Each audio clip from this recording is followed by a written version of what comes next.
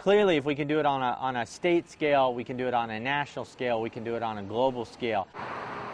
In Tacoma Park, Maryland, Mike Tidwell is promoting green, clean energy. We're already seeing this movement take off. I don't think it's all talk. There's a lot of walk involved, and we're seeing it in our everyday lives. The green business boom employs 8 million Americans, and that could increase during the next decade. But according to labor leaders, the windmill will be built here. The solar unit will be installed here. There's no guarantee that we're going to make it here. That's why the Industrial Union Council hopes domestic factories capitalize on lucrative production of eco-friendly technology. 60% of the money, the cost of those things, is actually in the manufacturing, is in the equipment. 20% is in the installation. So we've got to be sure we capture that opportunity and that money's invested in our economy and our manufacturing facilities and our workers to both create those jobs and create a cleaner planet.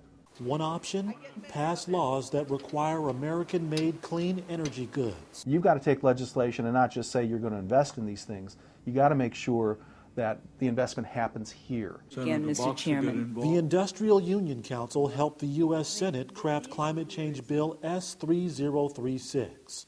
It included hardline legislation that guaranteed factory production of green technology on U.S. soil. And we went after economic development language straight up in this legislation. We put language in the findings. We put language in the purpose. That's the way you start thinking and talking and acting of making the idea we're going to create these jobs an absolute reality. Unfortunately, partisan politics doomed the bill. But labor advocates say they moved closer to legally ensuring domestic manufacturing. And you know what? We learned a lot, and we can do more. There's other things we should add to that the next time around.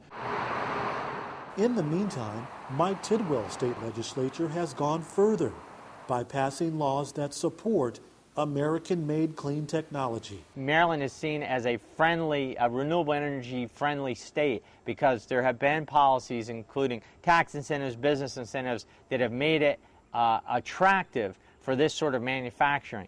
My solar panels on my roof that create most of our electricity in the summertime were actually manufactured just about 50 miles from here in Frederick, Maryland. So you have a solar panel manufacturing plant in my state that have wound up on the roof of a house in my state of Maryland, creating clean electricity in this state.